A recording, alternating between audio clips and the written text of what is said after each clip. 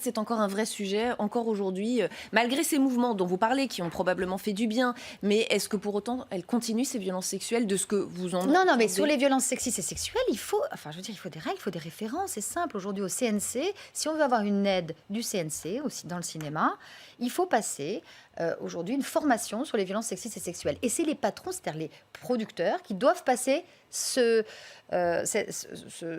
stage, on va dire, sur les D'accord. violences sexistes et sexuelles. C'est très important parce qu'en réalité, c'est lui qui est responsable moral, c'est lui qui est responsable aussi financièrement, mais moralement. Et donc, là est arrivé sur un tournage un incident et la productrice a pris son rôle, en l'occurrence a vu toutes les personnes du tournage et a décidé de mettre le réalisateur à pied. Il y a eu une mise à pied. C'est-à-dire qu'aujourd'hui, il faut qu'il y ait des référents, il faut que les gens soient formés, savoir que quand il vous arrive quelque chose, vous savez à qui vous pouvez parler et que vous allez être écouté, parce que c'est vraiment ça. Donc, s'il y a libération de 30% de la parole, il faut qu'il y ait quelqu'un pour recevoir ça quand ça arrive, quand il y a un Vous l'avez incident. vécu, vous, des violences sexistes au cours de votre carrière, en tant Oui, qu'actrice, mais en tant que productrice?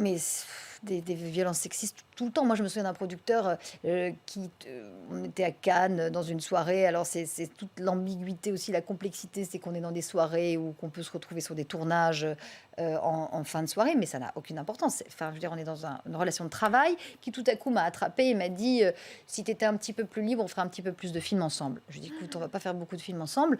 Et puis voilà, j'ai repoussé. Mais on a toutes vécu. Et puis. Et vous avez eu la force et le courage de le faire, ce qui n'est pas le cas de toutes les femmes. Oui, parce que j'étais peut-être, voilà, si j'avais eu 20 ans ou 21 ans, c'est vraiment à ce moment-là, j'étais capable de pouvoir le faire. Après, l'affaire Weinstein, ce qui était aussi très compliqué, ce qu'a dénoncé Meryl Streep, c'était toute une organisation. C'est que les agents disaient en gros, tu vas devoir y passer si tu veux travailler dans ce métier.